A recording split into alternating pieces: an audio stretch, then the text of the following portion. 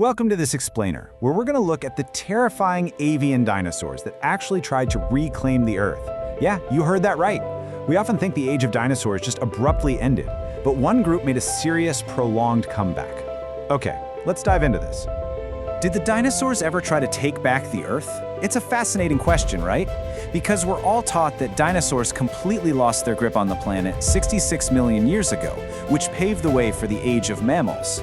But the truth is, those terrible lizards didn't just quietly fade into the history books. They put up a massive fight.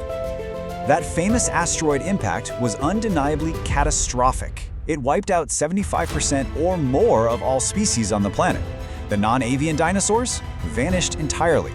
But one group managed to slip right through the apocalypse and into the Cenozoic era, the avian dinosaurs, specifically the theropods.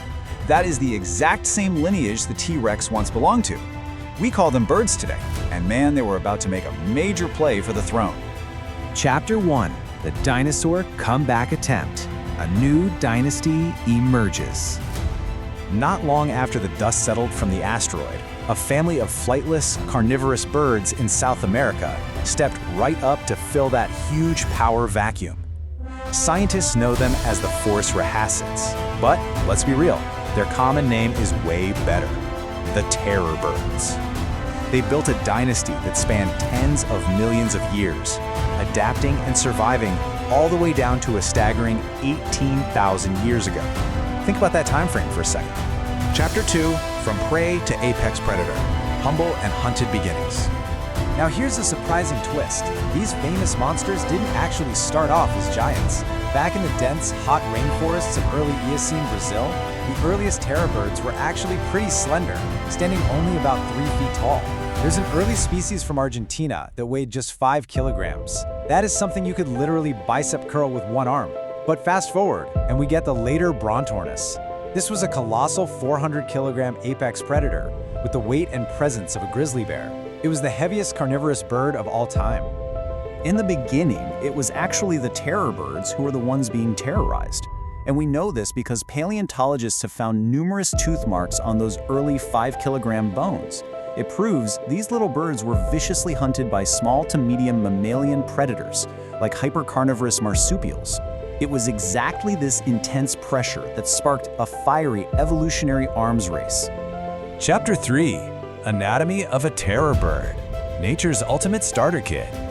As the climate shifted and grasslands rapidly expanded across South America, these birds totally seized the opportunity to size up, and they evolved an absolutely terrifying biological toolkit. We're talking giant, hooked bolt cutter beaks, a tall vertical stance for peering right over the new tall grass, razor-sharp foot talons for kicking. They also had these incredibly rigid skulls capable of cleaving flesh like murderous axes, and specialized inner ears that could detect the hidden footsteps of tiny prey moving through the undergrowth. Seriously, it was a biological nightmare. When you scale that toolkit up, you get absolute units like the Argentinian Calincan. Just to put this into perspective, standing at nearly 10 feet tall, it completely towered over a modern horse and weighed an imposing 300 kilograms. This was an apex predator operating on an entirely different level. But if you're thinking a 300-kilogram bird would be kind of sluggish, well, think again. Because they retain these really elongated bones in their lower legs and feet, nimble giants like Calincan could hit staggering top speeds of 48 kilometers per hour.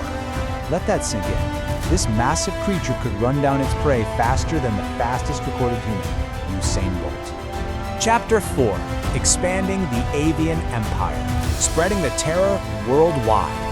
And these creatures absolutely did not confine themselves to just Argentina. As their populations boomed, they actively expanded their empire across multiple continents, which proves just how highly adaptable they really were.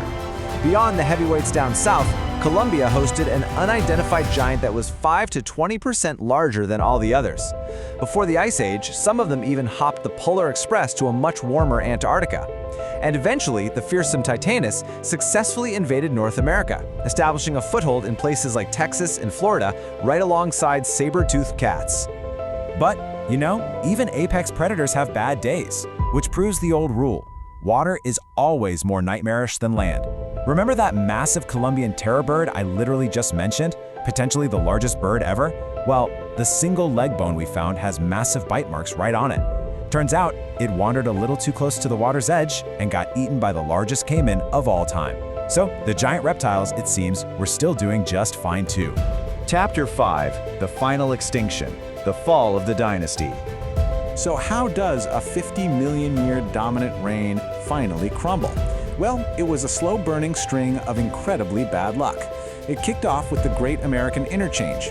South and North America finally linked up via a land bridge. Now, while massive birds like Titanus migrated north to successfully compete, a very quiet biological war began down south. Small North American omnivores, like members of the raccoon family, started migrating in, and the cruel irony here, giant northern predators didn't kill off the terror birds in some cinematic battle royale. Instead, it was likely these small, annoying mammals sneaking in and absolutely decimating their eggs. But egg predation wasn't the only factor. It was really a perfect storm. The fossil record actually suggests the vast majority of terror birds were already dying out from severe climate shifts long before those North American egg stealers even entered the scene. It was essentially a severe environmental collapse followed up by devastating new competition. To adapt to these harsh new realities, the terror bird underwent a striking transformation in its final days. The glorious 300-kilogram ancestors that once hunted megafauna were completely replaced by the last verified survivor found in Brazil.